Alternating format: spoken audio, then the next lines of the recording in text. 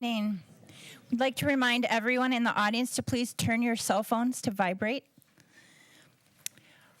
Good evening and welcome to the League of Women Voters Forum for candidates in the November election for Minnesota House District 42A, B, and B. My name is Heidi Boyd and I will be moderating this forum tonight, and I do not live in this district. As a trusted volunteer organization, the League of Women Voters does not support or oppose political parties or candidates. We sponsor forums to provide voters an opportunity to hear candidates' views about issues of interest in the upcoming election. This forum is being taped. Information and playback times can be found at ctvnorthsuburbs.org. The forum rules are printed in your handout. To my right are candidates for Minnesota House District 42A, Randy Jessup and Kelly Moeller. To my left are candidates for Minnesota House District 42B, Jamie Becker-Finn and Yeli Miss Yang. Yeli Miss Yang. Sorry about that. Questions are being collected from the audience and online. In addition, each candidate was given the same question in advance, which they will address after their opening comments. And now, with his opening statement, is Randy Jessup, who will be followed by Kelly Moeller, then Jamie Becker-Finn, and Yeli Miss Yang. Thank you, Heidi. I'll get this right by the time we're done. Thank you, Heidi. My name is Randy Jessup, and I am grateful for the opportunity to represent members of our community District 42A in the Minnesota House of Representatives. The last 2 years have been very productive, with bipartisan efforts that have accomplished healthcare cost containment, the largest investment in state roads and bridges, sizable investment in education and school safety, and also the largest tax relief act in nearly 2 decades. At the legislature, I serve on 2 education committees, Education Innovation and Higher Ed. Third committee assignment is Government Operations and Elections. My fellow 12 freshman Republican representatives also elected me as an assistant majority leader, for which I serve on the executive committee for our House caucus. In terms of my background, I come from a family of educators. Mom, dad, sisters, as well as 3 of my grandparents were teachers. My education went a different way. I have a pre-engineering degree from Bethel University, chemical engineering degree from the University of Minnesota, and an MBA from the University of Minnesota.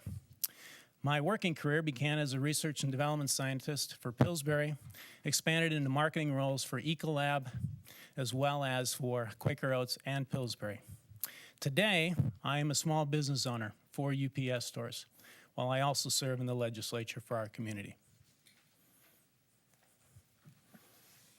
Good evening, and thanks to the League of Women Voters for hosting this forum, and to all of you for being here on this lovely Minnesota night.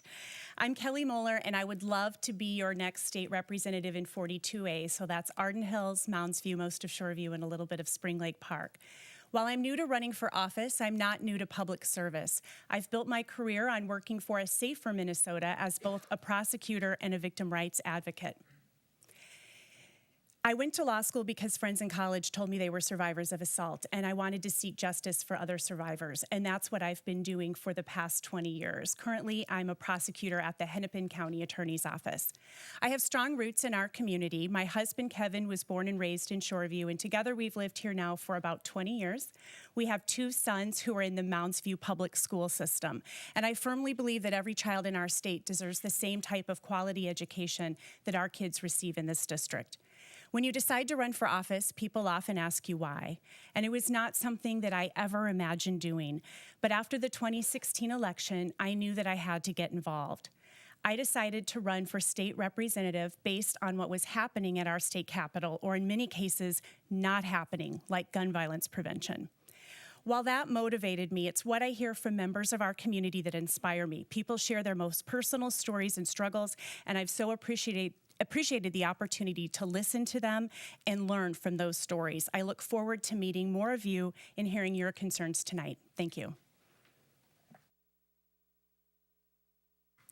Welcome. Thank you all for being here tonight. My name is Jamie Becker Finn, and I'm the current state representative for District 42B. I'm the DFL endorsed candidate, and I was first elected in 2016.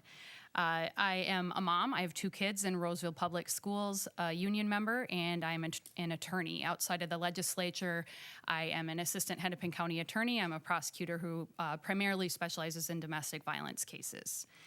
I take very seriously my duty to represent everybody in this district. I'm particularly mindful of the need to advocate for children, for seniors, and for people with disabilities.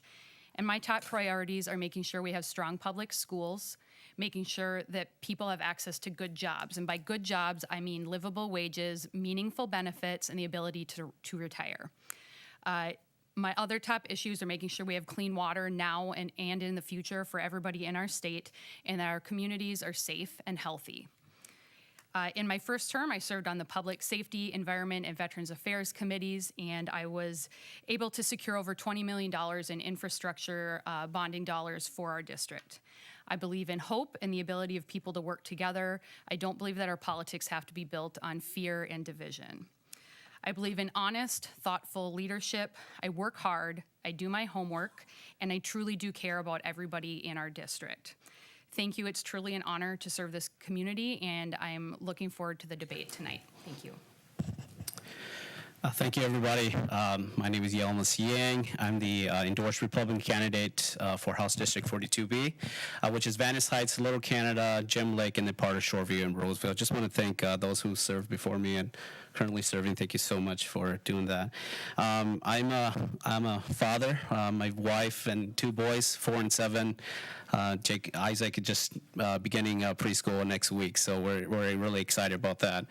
I'm a youth minister, and the past 10 years, that's what I've been doing: youth intervention, youth at risk, community building, and working with nonprofit organization, and just really building the neighborhood and community. And getting out students to realize that there's still hope outside of the life that they see now. Life is just not what they see with their eyes right now. It's out there. Society, love, faith is still out there. You can find it. You just have to go. You just have to endure this moment. So that's kind of my message for the students out there. The reason why I'm running is it's really to empower, to give, and to inspire. Students, inspire neighborhoods, inspire communities, empower students, families, and communities to do their best, live to give their best, giving back to culture, giving back to families and communities, and also not only that, but to pay forward, inspire others to keep moving forward and keep this message going forward. So again, my name is Yelmus Yang, and I look forward to meeting everybody afterwards. So thank you. Thank you. We will begin with the question that was provided in advance to all candidates, and Yelmus Yang will answer first. The question is, for the past 4 decades, by default, the Minnesota Supreme Court has had to redraw election district boundaries and maps because the legislature and the government and the governor couldn't agree on the boundaries. As a state legislator, what, if anything, would you do to change this redistricting process? Thank you. I think the question is very serious and not taken lightly. So my view on that is that I think that our current redistricting, I think it's working. There's about, we have 8 congressional districts, and 5 of the 8 districts are very competitive. And so I think it's pretty balanced. I'm not saying it's perfect, but I'm saying it's balanced in the last 40 years. Of course, it needs to be worked on, but other than that, I believe so. I believe in also specifically the method of splitting short line splitting is basically relying on algorithms to redraw the map, to redraw based on a mathematical formula. And so that would not have any political influence, but rely on a mathematical formula to redistrict the district. So, yeah. Thank you. And our next respondent is Randy Jessup. Thank you, Heidi. I dug into this a little bit. Over the last, you want to either say the last 40 or the last 50 years, the last 4 redistricting periods or the last 5, whichever you want to choose, it has fallen to the courts to do the redistricting. Quite honestly, I think we should be proud of that. Minnesota is actually known as having some of the fairest redistricting overall in the nation. And I want you to think about this election cycle coming up. There are 5 of our 8 districts that are going to be competitive. That's more than almost any state in the country, and that's a benefit. So I look at what has been accomplished by the judges over the last 4 or 5 periods as probably a good role model for us. Now, could we put that into state law? Perhaps. But that would take some effort on the legislator's part as well as the governor's part. But I am encouraged by what we already have accomplished as a state. I think that is really to our benefit of what has gone beforehand. Thank you. The next respondent is Kelly Moeller. It is crucial in this next election cycle that we do not allow gerrymandering to happen in Minnesota like we're seeing it happen in many other states. That's getting challenged in court. And the problem with that is that it suppresses voter turnout. We have to make sure that our boundaries are drawn fairly so that we don't suppress people from voting. And I support a bill that Senator Isaacson, our state senator, had proposed, which is also judges drawing the boundaries. But it's an independent redistricting commission of retired judges. The Republicans and my opponent included, I believe, voted on a partisan bill that allows only the legislature to draw those boundaries and forbids this kind of commission from doing that. I would oppose that.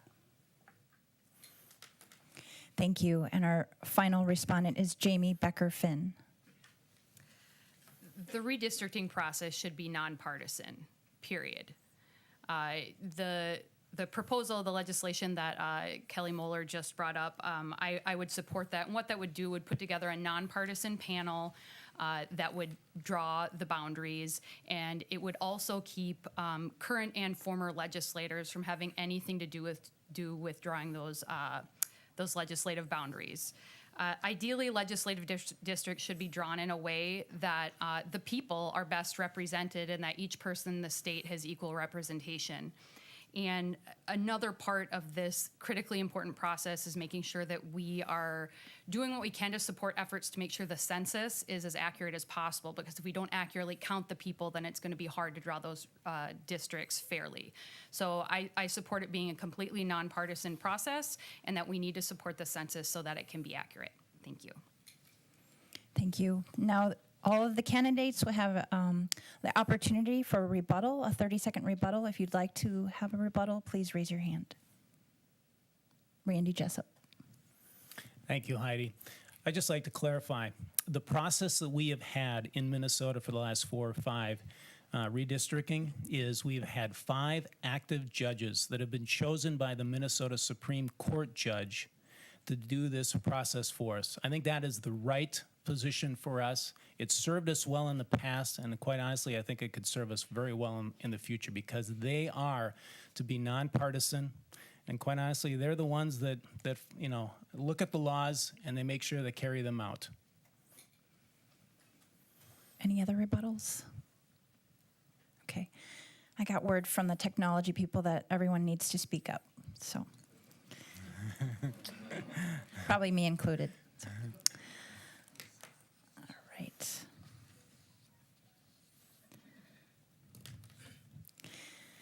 So for our next question, Kelly Moeller will be the first respondent. And the question is, what is the role of state government in combating climate change? Government has a huge role in combating climate change. As we're seeing with going on at the federal level, what the Trump administration is decimating our environment. So it's more important than ever that as a state, we protect our valuable natural resources. We live on a pond in our house. I love Minnesota. I'm not originally from here. Like I said, my husband's from here. And every time I'd come to visit him, I'd say, look at that water, look at that lake. It's so beautiful. And he said, I know, it's the land of 10,000 lakes. Of course it's beautiful. But we have a lot of things we can do. We've got to increase our renewable energy up to 50% by 2030. We need to take care of our water.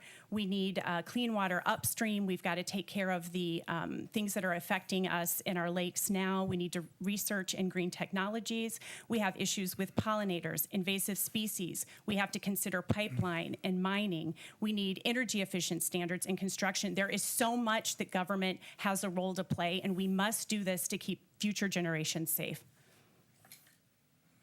Thank you. And our next respondent is Yeli Miss Yang.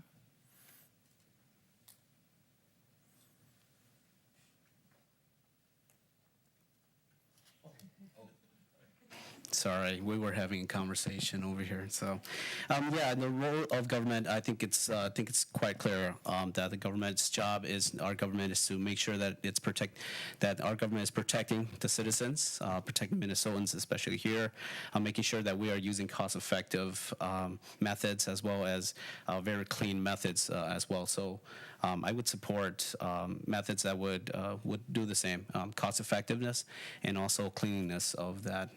So yeah. Thank you. And our next respondent is Randy Jessup.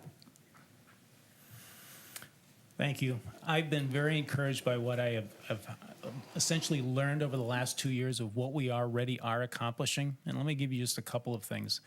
One is Xcel Energy now has 28% renewable energy, 28%. And their goal, I want to say, is up to like 55 or 60 within the next 15, 20 years. What they have found is that wind energy is now less costly than natural gas. That's pretty impressive. So it's economically in their best interest, and quite honestly, in our best interest as utility bill payers, for us to go the route of wind. And they are doing that aggressively because of the economics that are involved. That's going to definitely help us. They have shifted away from coal and they have moved to wind. They do have some natural gas, but overall, I think we're making steps very much in the right direction. And I think we as a state, we're very big on the environment. We've got the legacy funds where we've got money going to water as well as the environment. Thank you. Thank you. And our last respondent is Jamie Becker Finn. So first, let me say that I believe that climate change is real and that we should act and must act based on that being a real thing that is happening to our planet. As far as state government most certainly has a role to play, especially now that the Trump administration is rolling back some things. That doesn't mean that we have to roll things back here in Minnesota. There's always more that we can do on renewable energy, energy efficiency, and to be honest, this issue also affects food security because as we see climate change that affects, as Kelly mentioned, pollinators, it affects our agriculture, it affects all those things. And so we need to take that into account. It isn't just some crazy enviro thing. It's reality. It's happening whether we choose to act on it or not. And I was happy to be part of making sure we got Volkswagen settlement funds to go towards greener buses here in Minnesota. That was something I was able to do in the last 2 years. So thank you. Thank you. Any rebuttals? Please raise your hand. Randy Jessup. I don't know if it's a rebuttal, but I just wanted to add a couple of comments. I was pleased to vote actually for a DFL amendment really in regards to pollinators. We need to do whatever we can overall as a state in regards to pollinators. That is an issue because we've seen such a decline there. The other that I just want to mention is that our water overall within the state is very good condition from essentially the St. Paul, Minneapolis area going north. But our water quality in terms of western Minnesota as well as southern Minnesota is not so good. And I actually voted against a nitrate bill by my Republicans because of that. Other rebuttals? Okay, thank you. Our third question, the first respondent will be Jamie Becker Finn. Over the last several years, we've seen the legislature fail to legislate because representatives can't work together across party lines. Do you want a more bipartisan legislature? And if so, what will you do to bring it about? Thank you. That's a good question. So yes, I want us to be able to work across the aisle with other representatives, regardless of party.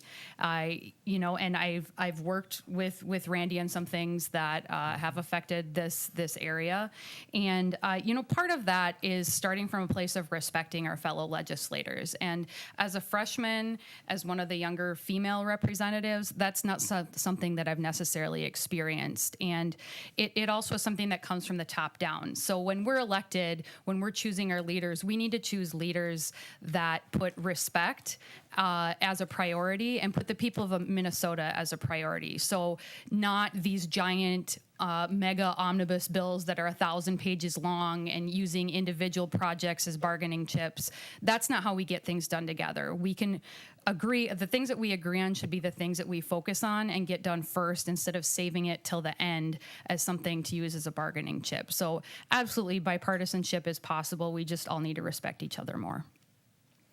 Thank you. Our next respondent is Kelly Moeller. Yes, I think it's crucial that we work across party lines. And one of the first things I did after I received the DFL endorsement was read a book called Finding Common Ground by David Bishop, who is a Republican legislator. And I think it's so important that we build those relationships. And it's especially important for whatever party is in the majority to start building those relationships with the minority party, to not leave those behind, because you never know how the power dynamic is going to shift. It's too important. We've got to work together. And as a prosecutor, I have experience working with people who have all kinds of different opinions about things to try to find common ground. I've done that also as an executive director of a small nonprofit where we had to work on issues with police, with public defenders, with the courts, with probation, with other prosecutors. You can imagine that those folks would have lots of different opinions about how things might go, and we were able to come together and reach common ground, and I'll do that as your state representative. The next respondent is Yeli Miss Yang. Thank you. I think that's a very serious question. Well, our culture is, I was raised to respect others and to respect our elders and to respect our governments and to respect our leaders. And so that, yes, my answer is that, of course, I would love to work with the other side party or bipartisan. Just the same thing as we do with our students, same thing we do with our the neighborhood building and community network. It's important that we work together. It's important that we can show that we can stay together, that we can still live together, and we can still respect each other, respect each other's opinions, and agree to disagree. But again, most importantly, that we see each other as, at the end of the day, as humans. We see each other at the end of the day as community, and we see each other at the end of the day as just a creation under God. So, thank you. Thank you. And our final respondent is Randy Jessup. I mentioned before the 2016 election that my style is collaboration and working with all parties to get things accomplished and to look for solutions by which we can all agree. And I've really done that over the past 2 years. Jamie mentioned it. She and I have worked on some legislation together. I've also authored legislation where I've had a Democrat partner along with me. A couple that come to mind is I worked on behalf of some students for some sexual exploitation education that they brought forward, and you know what? It was a great idea. And so I reached out to one of my Democrat colleagues and said, hey, will you help me on this? We had tons of authors on both sides of the aisle. The same thing when it came to dyslexia screening for young students that are entering into school, as well as some screening training for teachers as well. Again, a very bipartisan initiative that I initiated. Thank you. Any rebuttals? Jamie Becker-Finn.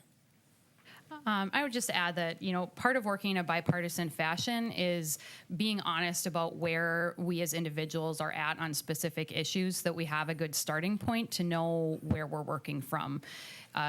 Sometimes other legislators are not quite honest about how they would vote on certain things, and that makes it difficult for us to have real conversations when we can't be upfront with the people and with each other about how we vote and what we think is the right thing to do in specific situations. So I think that that's also part of working in a bipartisan fashion. Other rebuttals? Okay. The next question, the first respondent will be Jamie Becker-Finn. The question relates to roads and bridges. Roads and bridges have been increasingly underfunded. How do you think maintenance, repair, and construction of state roads and bridges should be funded without taking money from other important programs? And specifically, should the gas tax fund roads? That was a really long question. Obviously, infrastructure is critically important. As I mentioned in my opening, that means taking advantage. We have a really great bond rating, and we should have bonding bills every single year if that's what our state can handle, and we can. And so that's an important part of this, is making sure that we have regular bonding bills so that we always have projects going and that we're taking care of those things before they become emergencies. So that's part of it. And specifically the $20 million that I was able to bring to our district was to replace a bridge and to make our roads more efficient and safe. As far as the gas tax, I definitely think that's something that's on the table. Obviously, that's something that we're going to have to take into account as people move to more energy efficient vehicles. That's something that we're going to have to account for and make sure that we're looking into that in a smart way. But I think the gas tax is definitely on the table as a funding mechanism to make sure we have safe roads and infrastructure. Thank you. Our next respondent is Kelly Moeller.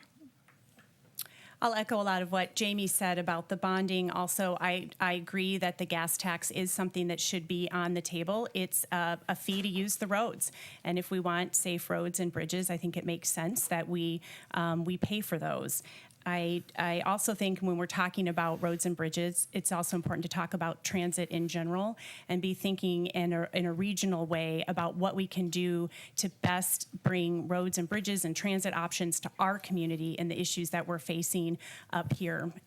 And so we really need to make sure that transit is part of that conversation also. Thank you. The next respondent is Yeli Miss Yang. Yeah, that's definitely a very important question. No, I do not agree that we should increase gas tax. That's going to be impacting low-income families and middle class. I grew up in St. Paul, in the inner city. The roads and bridges were really bad. I think a lot is due to the government spending. I think that the spending should be appropriated. Exactly to transportation. Our Constitution puts transportation as priority, and we need to make sure that we are spending correctly at the government, and our government is held accountable for that.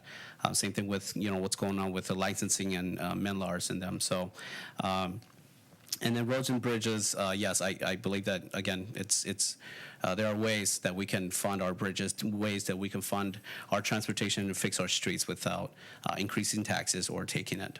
So, thank you. Thank you. And our final respondent is Randy Jessup. For the 2016 election, I definitely came out strongly against using an increase in gas tax. And I'll tell you again, the reason why is District 42A represents really 3 suburbs. Shoreview and Arden Hills, most of the people that live here are economically doing very well. One of the other suburbs, those folks aren't doing quite as well. And a gas tax is a regressive tax. It hits those who are not doing as well economically harder than those who are doing well economically. So I don't think it's the right road to go. The legislature went ahead and has committed funds. Essentially, when you go and buy tires and you pay a tax on those tires, some of those funds now go directly towards roads and bridges. As a result, that investment that we are making today as well as in the future is going to grow substantially. And that's why we have made the largest investment essentially for our roads and bridges in history. And you're going to see quite a lot of construction, unfortunately, over the next several years, but it will be to our overall benefit. Thank you. Any rebuttal?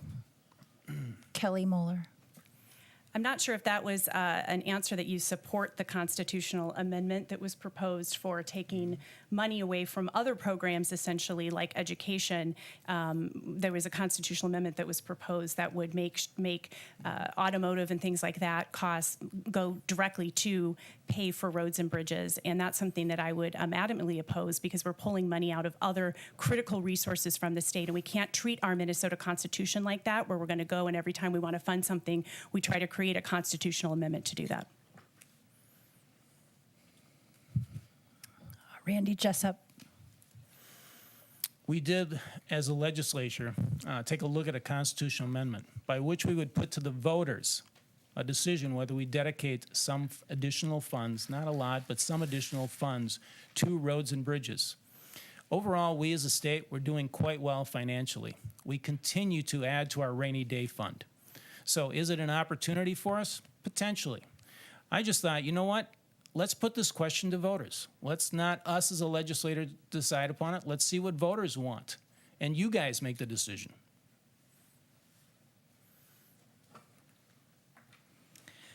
We will move on to the next question, and the first respondent will be Randy Jessup. This question is about health care. As a nurse, I've seen too many people choosing between food and health care. What will you do to ensure quality health care coverage in Minnesota? If you can recall back about October of 2016, we had seen, as a result of the Affordable Care Act, the premiums had skyrocketed in Minnesota. Now, we overall in our state do a very good job of taking care of one another, and we had done that earlier beyond the Affordable Care Act. We had a program in Minnesota that was the best in the nation. We had, I think, only like 6% of people that were uninsured. We really were the best in the nation. We did not need the Affordable Care Act, but the rest of the country did. So the legislature took some initiatives over the last couple of years that have really helped to curb that escalation in cost. And actually for next year, for those that buy their own insurance individually, the projected costs are actually supposed to go down another 7 to 13%. It's not the end of the efforts that we need, but it has made a difference. We need to do more on that in terms of cost transparency, as well as making sure that individuals have more health care options available to them. Thank you. Our next respondent is Yeli Miss Yang. Healthcare is a very important question. It is. And all of us need it, and all of us, we want it. But at the same time, I agree with my colleague there, Randy, that 2016, the premiums went up, increased. You've heard from families that thousands and thousands of the premium went, hundreds of dollars to 1,000 increased their premiums. And it's important that government stay out from the insurance company, making sure that, of course, that the insurance company are aligned to the laws, but at the same time that we are able to shop with the variety of choices that we have, just like if we are able to go to any Walmart that we want to. Just the same thing as insurance. And of course, the insurance companies, as well as the insurers, they know their best. They know what policies would help them. So that I agree with that. Our next respondent is Kelly Moeller. This is an area where my opponent and I have a fundamental difference. Healthcare is a human right, and I firmly believe that everybody deserves healthcare. And the original question said, why should I have to choose between healthcare and food? And the answer is you shouldn't. It's a basic right that everybody deserves, and ultimately I favor universal healthcare. I don't think we can get there without federal government involvement, but I think there are some things that we can do to get to that direction. We are one of the only industrialized countries in the world that doesn't have some kind of universal healthcare program. Minnesota Care is one way we can have a buy-in for Minnesota Care. And the plan that my opponent talked about that he used to decrease premiums for folks on the exchange raided the fund for Minnesota Care in order to pay insurance companies to lower premiums. We have a fundamental difference in how this is going to work, and I'm going to fight for your right to have health care. Thank you. And our final respondent is Jamie Becker Finn. So first, I support the Minnesota Care buy-in, and what that would do would allow, the average Minnesotan small business owner, farmer, self-employed individual to buy into Minnesota Care. So they'd be able to buy into a bigger pool, and therefore it would not be as expensive as just going out on the private market. Second, we need to strengthen mental health parity. We're supposed to have mental health parity in this state, and we truly don't. If you try to go to the doctor, for a broken arm, for rehab for a broken arm, it's treated completely differently than if you try to go see a therapist because of a mental health issue or addiction issue that you have. And so underlying a lot of health problems and connected to a lot of our healthcare problems are those mental health problems and addiction. All those things are things that we can do. And again, it's access to good jobs, livable wages, and meaningful benefits. And For me, a lot of the time that means supporting the ability of workers to unionize and organize so that they can get those better benefits and wages to support their families. Thank you. Any rebuttal? All right, we will move on to the next question. And Yeli Miss Yang will be our first respondent. What concrete steps are you willing to take to reduce gun violence in this state, especially in schools? Thank you. It's a question that, of course, with all the recent events that's been going on, that parents do question about that. And in regards to what happened in Florida, there were a lot of red flags that were coming up already. There was a lot of red flags, police phone calls, things like that, reports already about the student, about the individual to the law enforcement, and law enforcement did nothing. We need to enforce our current laws first. I don't think that we need to write new laws every single day for every single little incident that happens. I believe that we should enforce our current laws first, and then whatever that we need to write up afterwards, or look into that we should listen to the voters as well. So there was a lot of red flags in that incident, and it's important that we take responsibility and we secure our schools and make sure that it's safe, but also that we enforce our current laws that we have. So, Thank you. Our next respondent is Randy Jessup. I am not a gun person. I'm not interested in guns, and I don't have any guns. And so when this crisis and tragedy happened in February, it really took me by surprise. It's like, okay, I don't know this subject at all. So what I did is I went out in May and in June when I had a little bit more time, and I actually interacted with 8 law enforcement in our community. 2 police chiefs, Mounds View as well as Roseville, 3 county sheriffs, Anoka, Ramsey, and Hennepin. I also met with a couple of others that kind of represent police and Ramsey or county sheriffs in general. And I asked those 8, and I said, okay, if we're concerned about public safety, what do we do? And I should also mention, I also touched base with our our school superintendent to get their perspective as well. I don't have much time on this, but I asked them, what can we do? And I've also gone back from their feedback. I've got 3 different priorities that we'd like to go after. And then I also worked with, I better stop. Thank you. Jamie Becker-Finn. So the question was about concrete steps. So concrete steps, universal background checks. Time and time again, we do surveys. Vast majority of Minnesotans tell us that they support universal background checks. Last session, they did not even allow us to vote on the bill in the Public Safety Committee. We fought hard to actually force a vote so that we could know where people are at on this issue. And they would not even let us vote on the issue, even though we know 80 to 90% of Minnesotans support that type of legislation. Also, gun violence restraining orders. I'm so glad that you mentioned red flags, because this is a bill that is essentially a red flag bill. So when we see those red flags, we would have a mechanism to get a gun violence restraining order. There would be a hearing. The court would decide that this person is unsafe to have a gun, and then the guns could be taken away from that person. It would help in domestic violence situations as well as suicides, which is a lot of our gun deaths in our state are suicides. So those are 2 concrete things that we could do, that we tried to do last session. The current majority wouldn't let those move forward, and I hope we'll move them forward in 2019. Thank you. And our last respondent is Kelly Moeller. This is going to be one of my top priorities at the legislature. As a prosecutor, I see gun violence all the time. We already have a 60-month mandatory minimum for felons in possession of firearms, so we are enforcing those laws. That's true in both Hennepin and Ramsey County. So I agree with Jamie on universal background checks, red flag laws. We also have to be concerned about 3D printed guns that we're seeing making their way around. Semi-automatic military-style assault weapons and high-capacity magazines are 2 other things. We need funding for gun violence research. We also need money for victims of gun violence.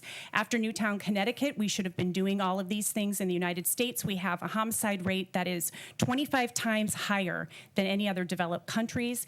Gun death is the 2nd leading cause of death for children and for teens. It is time to stop talking. It's time to take action. And you can be pro-gun violence without being anti-gun.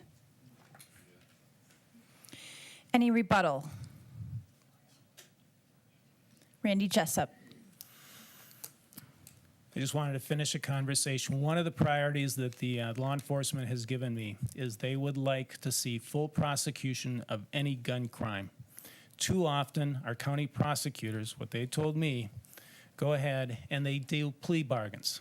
And people walk away with lesser sentences whenever sometimes guns are involved. So they would definitely like to see full prosecution by the county prosecutors on any gun-related crime. Thank you. Jamie Becker Finn. So as a prosecutor, and I understand that, both Kelly and I are prosecutors. We both work in fields that deal with violence against women. I'm sure that, Randy, this is not where you've worked outside of the legislature. And I can tell you that every office does everything that they can. And it's much more complicated than just blaming prosecutors or blaming cops or blaming any one group of people. This is a complicated issue that we all need to care about and we all need to act on.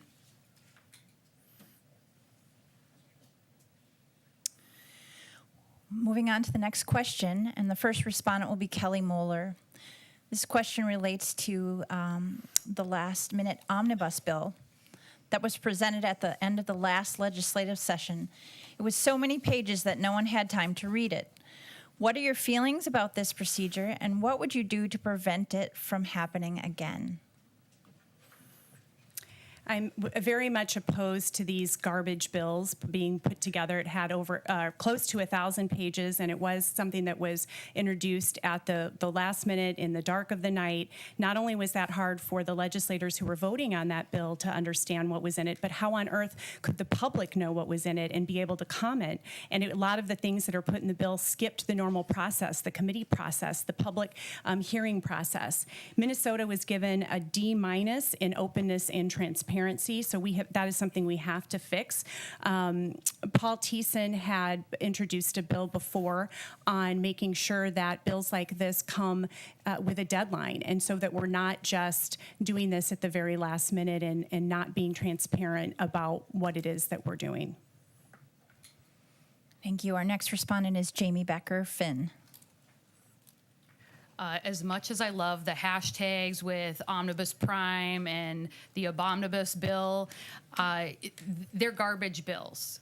We don't have to do things this way, but the current GOP majority leadership has chosen to do things this way. And part of what that does is, so in this giant 1,000-page bill, there are things that each one of us care about and that the majority of us would agree on. But instead of those moving as standalone bills, they were not brought to the House floor, and they were part of this omnibus bill. So what happened is that people with disabilities and the 7% cut, the missing and murdered Indigenous women bill, all kinds of things that individually we care about, all got put into this giant bill as bargaining chips.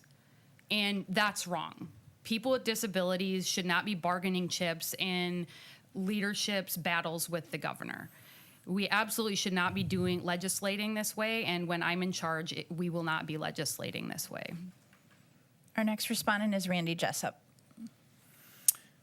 I don't think any of us like these large omnibus bills. I had a number of initiatives that were clearly bipartisan, that were great, I would have loved to have seen them signed into law. And Jamie mentioned a number of others. And these large omnibus bills are not just a function or product of the Republicans being in charge. Democrats have done it as well. Omnibus bills have been with us number of legislative sessions over the last 10, 20, whatever number of years you want to put to it. I'm just going to say this. Relationships matter. I try and work across the aisle as best I can.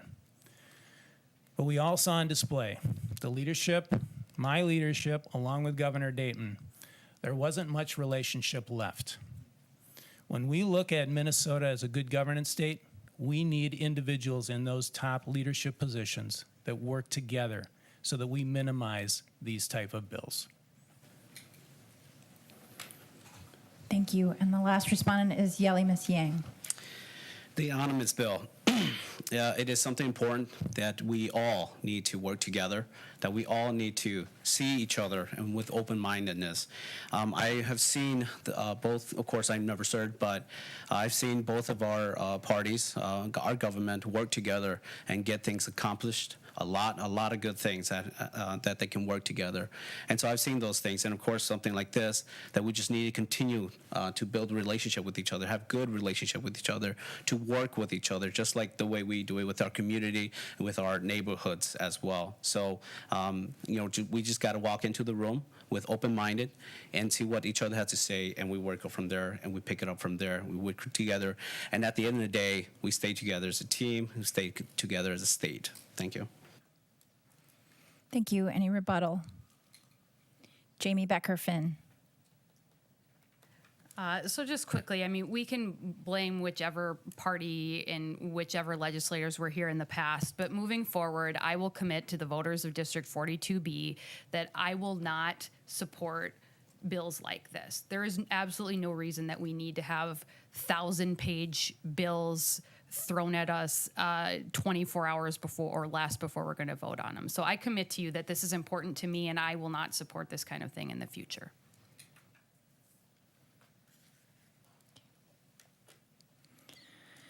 Thank you. Next question, first respondent will be Randy Jessup. The question relates to education.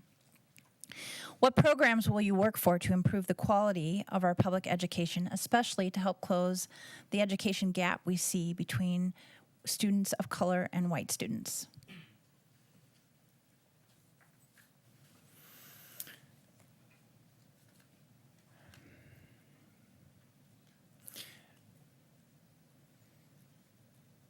I think I'm going to respond a little different way because I think we are a state where innovation has been kind of our trademark in education. And I'm waiting for us to really have some that are in the education field to think out of the box on that particular question.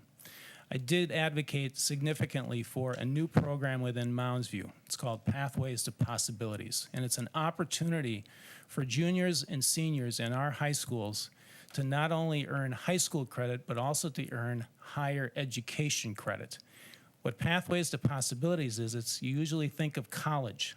But what our school district is doing is very innovative, and I think it could be a role model for other school districts in the state. And that is, they have expanded the opportunities to include the trades as well. Construction and solar, they're working with Century College. They have an Associate of Arts degree with Anoka Ramsey, but they're also doing an automotive program. They're doing a welding program. So students have the opportunity to essentially assess career options ahead of graduating from high school. Thank you. Our next respondent is Kelly Moeller. Education is important to me, and I know it's important to the people of my community. It's something I hear from you on the doors almost every time when I'm door knocking. And it's something that I've worked really hard to understand how the system works, not only for our district, but for other districts as well. I've met with teachers, I've met with school board members, the superintendent, Education Minnesota, special ed teachers. I toured Brooklyn Center's community school. I spent the day at a middle school talking to teachers, and I asked this question about closing opportunity gaps for students of color.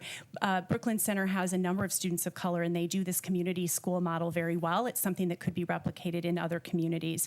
In our school district, we have equity leaders who are at a couple of the schools, and they do a great job of working with students of color. Restorative justice programs are extremely important to end the school to prison pipeline. We need K through 12, pre-K is also been shown by studies to close the opportunity gaps. We also need trauma-informed services for our students. Thank you. Our next respondent is Yeli Miss Yang. That's a serious question. I'm a youth minister, and again, I'm on the field with our students every single day, working with our students, and I understand and know how they feel. And first of all, in order to close that achievement gap, we have to stop labeling our students if they're Asian or if they're black or if they're white and which ethnic group is failing, which one's not failing.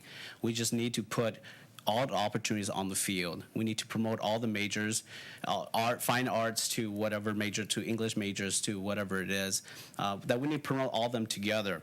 Not only that, I grew up in St. Paul, and I didn't know about the opportunities until I became an adult and realized that there was more opportunities out there, but it was not being pushed enough to the students to realize that. And not only that, I think that the schools have one agenda to just push students towards college only, and there are other areas as well: the trade skills, the entrepreneurship, trainings, self-business. There are many fields out there, and so that's my answer to that. Thank you. And our final respondent, Jamie Becker-Finn.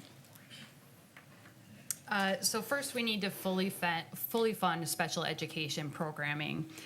We need to look into more full-service community schools, so we're supporting the whole student and their family. So it's kind of wraparound services, so kids can get the things that they need while they're at school. Also, expanding access to quality pre-K programs.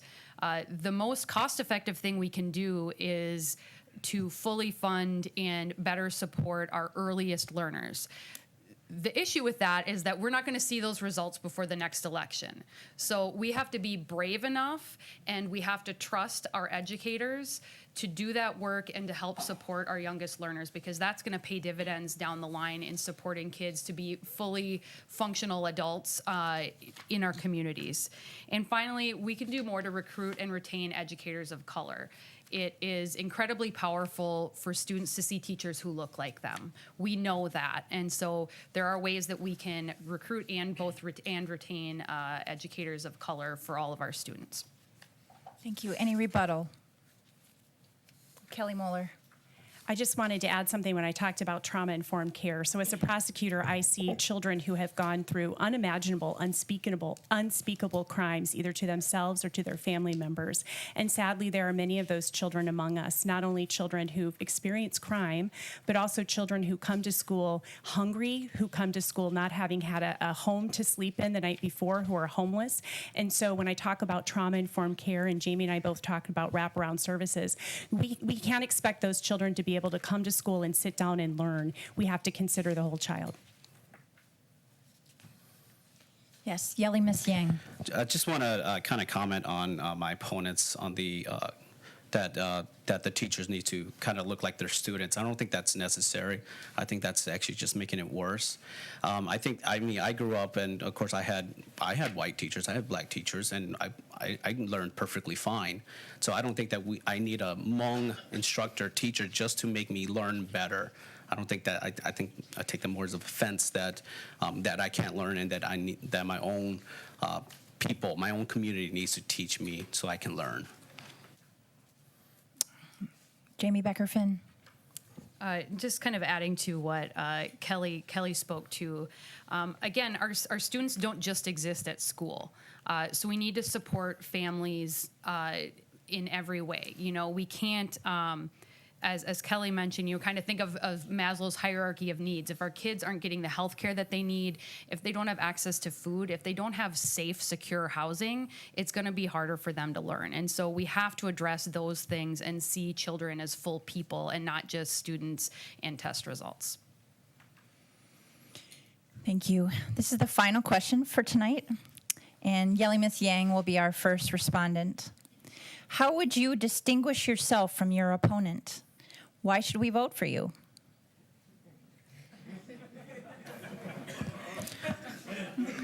Because I'm awesome. No, I'm just kidding. Just kidding. No, thank you.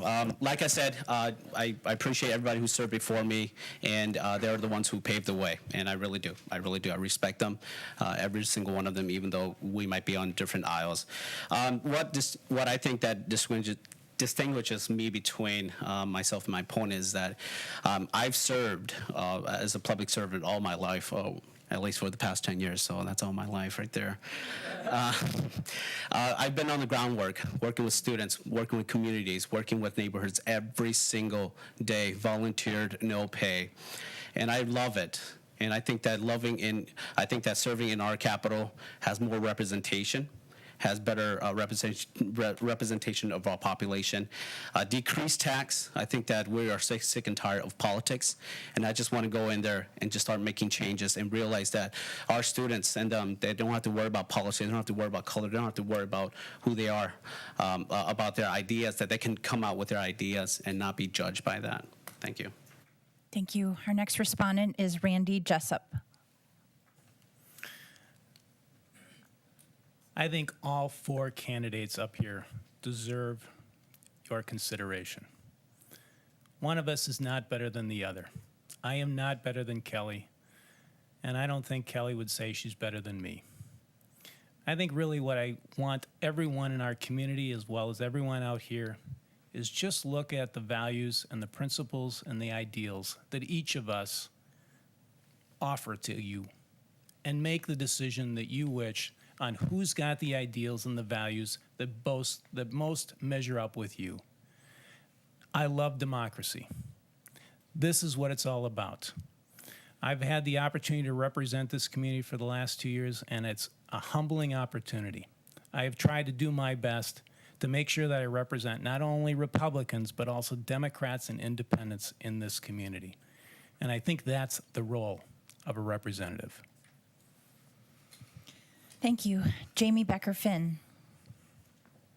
Thank you, and thank you. I've also served only in public service in my entire adult life. I started out working in AmeriCorps at a youth center right after college, and then have also worked at the legislature in public service as well as in our state court system.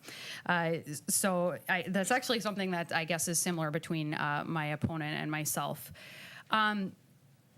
I take very seriously this job.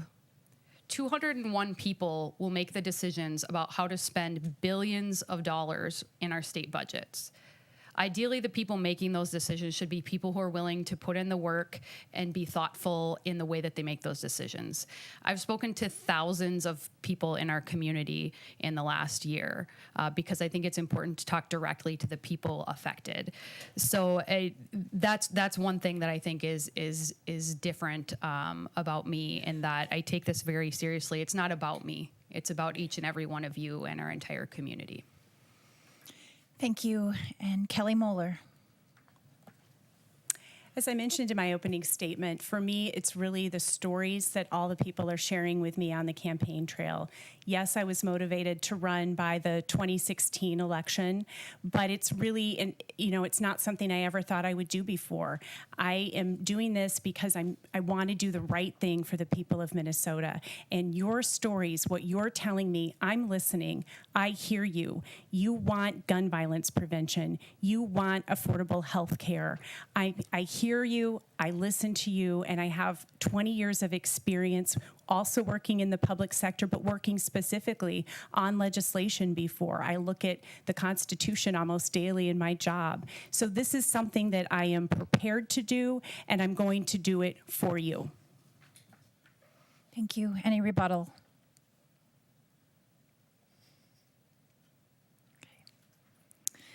We are going to end our evening with a 1-minute closing statement from each candidate. And we'll be going in reverse order from our opening statement. We're going to start with Yeli Miss Yang.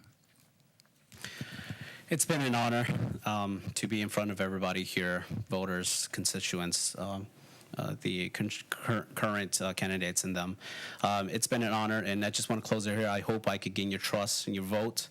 Again, public servant is what I do, and I love to be with people. I love to be with the community. I love to build it, and to show that we millennials are not just going to be on Facebook all day. That we have leadership. That there's still strength in us to take over for what you guys have fought for, what some have died for, and it's our chance. It's our opportunity. It's our time to rise, to shine, and to lead, to show, to empower, to give, and to definitely inspire all Minnesotans and be a beacon of light to this country. Thank you. Jamie Becker Finn. So in the State House, it says in Latin, it says the voice of people is the voice of God. And to me, that means that I work for you. I work for the people. I'm not beholden to insurance companies or the gun lobby. My job is to represent the people of our district. And so I work long days and long nights speaking to as many people in our district as I can, because I think that's the best way to represent people, is to actually meet them where they are and talk to them, whether they're homeowners, whether they're renters, whatever their background, whether they're eligible to vote or not. They still live in our community and they're members of our community, and that's incredibly important to me. Again, I will work for the things that matter to people: a strong public education system, access to good jobs, clean water, communities that are safe and healthy for everybody. As I said in the beginning, I work hard, I do my homework, and I truly do care about everybody in our district. It's been an honor to serve these last 2 years, and I hope to continue to serve in the future. Thank you. Kelly Moeller. First, I want to just thank the League again for hosting this forum. You did an excellent job of keeping track of all of us. And also to all of you for asking really good questions tonight. So we appreciate that. And like I've said a couple times now, I want to hear your stories. I'd love for you to share with me what's important to you. So if we haven't had a chance to talk yet, I would encourage you to reach out so you can let me know what are the issues that are important to you. And I have a history of making sure voices are heard. In my job as a prosecutor, I work hard to elevate the voices of crime victims. And while I was an executive director of a nonprofit, I was contacted by the family of a man who was killed by a hit-and-run driver. And together we worked with others and collaborated to make sure that the law was changed to make our roads safer from other hit-and-run drivers because there was a loophole in the law. So I understand how the legislative process works, but more importantly, I understand how laws impact people's lives. And just like I fought for justice throughout my career, as your representative, I'll fight for everyday people at the Capitol. I really hope to earn your support this fall. Thank you. And Randy Jessup. I want to thank each of you for being here tonight and participating in this forum. And I also want to extend my thanks to Heidi, to Lori, and to others in the League of Women Voters for hosting our gathering this evening. Minnesota is known as a good governance state, and I have and I will continue to uphold that reputation by working with legislators across the aisle for the benefit of our community as well as for the benefit of all Minnesotans. My track record is one of collaboration, and I strive to find solutions agreeable to all. I've seen some commentary in this campaign cycle about turning the district blue. Quite frankly, I like our district just the way it is. I'm proud that we are a district of independent thinkers. I have no desire to turn our district red, blue, or even green, like my signs. I love our community as it is, and my representation reflects a collaborative approach that I hope that our citizens desire and deserve. Your affirmation of support, as well as your vote this election, is gratefully appreciated. Thank you. The League of Women Voters would like to thank the candidates for their participation in this forum. We'd like to thank the City of Shoreview for broadcasting this event and for use of their facilities. We'd like to thank our League volunteers and you, the audience, for your attendance and interests. Election Day is November 6th. Let your voice be heard by voting.